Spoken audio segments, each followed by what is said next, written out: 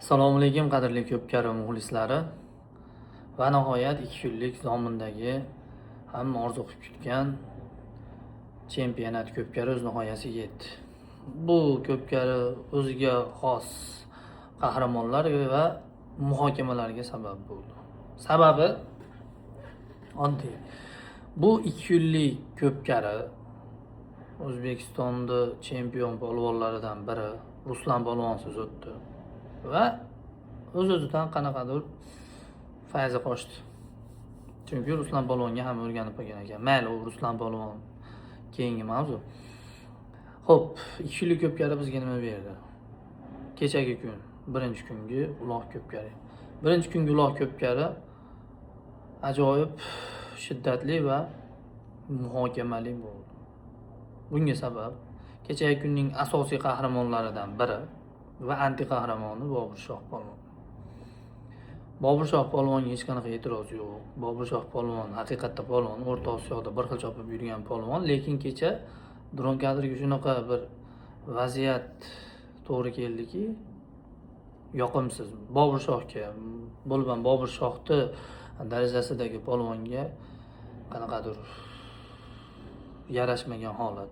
Bu qaysi holat? Bu andijonlik Islom polvon takani bosgan paytda direkt 50 million zotida o'rtaga qo'yilgan sovrin. Shu paytda Islom polvon taqimiga takani bosgan paytda hamma polvon menga oshir, menga berasan degan holat bo'ldi. Islom polvon Bobur Shohga berdi. O'z xohishi bilan Bobur Shoh takani bosayotgan paytda dron kadrida yaqqol ko'rinib qoldi. Takani yirtilgan poyidan egarda qoshiga ilib oldi. Bitta oyog'ini poyidan egarda qoshiga ilib oldi. Buni nimaga gapiryapman? Buni sababi hozir aytib o'taman. Taqamiga bosyapti polvon. Marragacha kelyapti. Marraning ichiga kirganda uni Abdulla Alibekov sharhlovchi ham aytdi. Marra desam Bobur Shoh tasha dedi. Bobur Shoh tasholmadi. Bunga sabab egarda qoshidan taka chiqmay qoldi. Bundan keyin nima ro'y beryapti? Bundan keyin o'z-o'zidan odam ko'payib, otlar ko'payib, Bobur Shoh marradan tashqariga chiqib ketdi. Marradan tashqariga chiqib ketgandan keyin takani ustozi Olim aka polvonga o'tkazdi.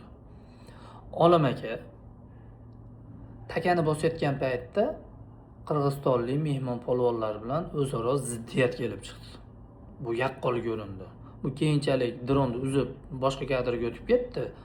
Jonli efir, lekin buni tashkilotchilar va sharhlovchi yaqqol ko'rib va gapirdi. Bu qaysi holat? Olim polvon takani taqimiga bosayotgan paytda qirg'izistonlik mehmon polvonni urib tashladi. Nagli urdi. Buni hamma ko'rdi va e'tirozlarga sabab bo'ldi. Bu kechagi kunni qanaqadir qora tamg'a bilan tugatdi. Bo'lgan bu katta chempionat ko'pkarini obro'siga putur yetadigan darajada muhokamalarga sabab bo'ldi. Buni ko'rib turgan sharhlovchi Abdulla Alibekov va tashkilotchilar. Abdulla Alibekov o'z og'zi bilan aytdi: "Olim polvon, siz har bir harakatingiz dronga muhrlanyapti. Har bir tasvir" dedi. Dedi-da, Olim polvonni qizil kartochka berib maydondan chetlatmadi. Bunga sabab nima? Qizil bermagandan keyin o'z-o'zidan nima bo'ldi? Ko'pkari tugagandan keyin bu holat ijtimoiy tarmoqlarda bahs va munozaralarga sabab bo'ldi. Qizil kartochka berilmagani. Bundan keyin tashkilotchilar va mas'ullar Olim polvonni qizil kartochka berib chetlatishdi o'rniga bugungi 18-noyabr kungi final uloq ko'pkarini jonli efirda dron tasvirda olib bermaslikka qaror qildi. O'z-o'zidan savol tug'iladi.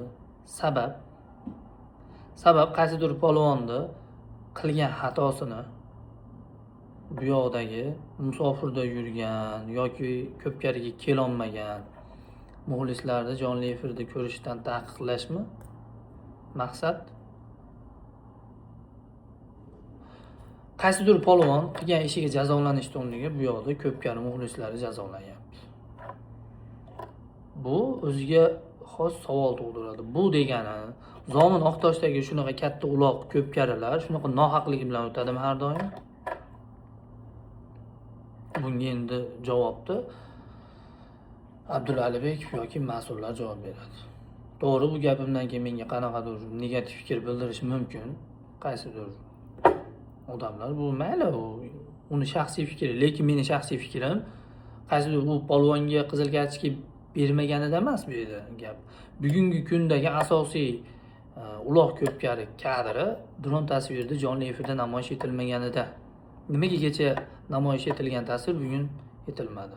Chunki kecha hamma ko'rdi, kim qanaqaligini, kimi yuzi aslida qanaqaligini hamma ko'rdi. Abdulla Alibekovni biz bilamiz, cho'tkesar, haqiqatgo'y inson edi kechagi kungacha. Nimaga edi deyapman? Chunki bunaqa holatda men Abdulla Alibekov ishtirokida hech ham ko'rmaganman. Chunki qayerda bo'lsa haqiqatda tortishib, kerak bo'lsa qo'shni mamlakatlarda ham o'zini nimasini, uslubini, o'zini haqqini talab qilgan odam. Qonunni. Lekin kecha bu ishni qilmadi. Bunga sabab korrupsiyami? Yoki qanaqadir polvonga bo'lgan qanaqadir bir nimami? Yumshatilgan qonunmi? Bu qonun agar kechagi holat bo'yicha olim polvon o'rnida boshqa polvon bo'lganda aniq 100% qizil kartochka berib maydondan chetlatilar edi. Shu holat bo'yicha mas'ullardan uzoq izoh kutib qolamiz. Va keyinchalik Jahongir Hoji aka va Abdulla Alibekov va Olim aka qirg'izistonlik polvon kechirim so'raganini ko'rdik. To'g'ri, kechirim so'ragandir o'rtasida bo'lgan narsaga, lekin bu kechirim so'radi degani maydondan chetlatishga asos yo'q degani emas-da. Maydondan chetlatgandan keyin uzr so'rash kerak edi, chunki u qirg'izistonlik polvon boshqa davlatdan kelib chopyapti-da. Boshqa davlatdan kelib, davlatini or-nomusini, o'zini or-nomusini himoya qilib ko'pkari chopyapti bu yerda. Bo'ldi, qani borsin. Shu olim polvonlar ham borsin Qirg'izistonga, Qozog'istonga borsin. Qani bularni ursinchi nima bo'lar ekan? Mana Vodiyga kelib chopsin, Toshkentga kelib chopsin. Toshkentda shu ishini qilsin, vodiylik polvonlarni ursinchi, qani ko'ramiz. Yo toshkentlik polvonlarni ursin. Unaqa nohaqlik qilish menimcha bu mardlar o'yini bu. Ko'pkari mardlar o'yini. Buni chidagan, eplagan chopadi buni. Kimdir taqamingga osilsa, takangga osilsa undirish kerak degani emas, musofir deb, mehmon deb. Shu 2 kunlik ko'pkari shunaqa antiqa holatlar bilan o'z nihoyasiga yetdi. Bu ko'pkarida boshida aytganimdek Ruslan polvonning o'rni juda ham bilindi. Chunki o'tgan yili 12 ta mashinaga tashagan Ruslan polvon hammasini halol tashagan. Endi dron tasvirda bunaqa holatlar bo'lmagan. Ruslan polvonga sog'lik tilaymiz. Yaqin kunlarda yana maydonlarga qaytishini so'raymiz.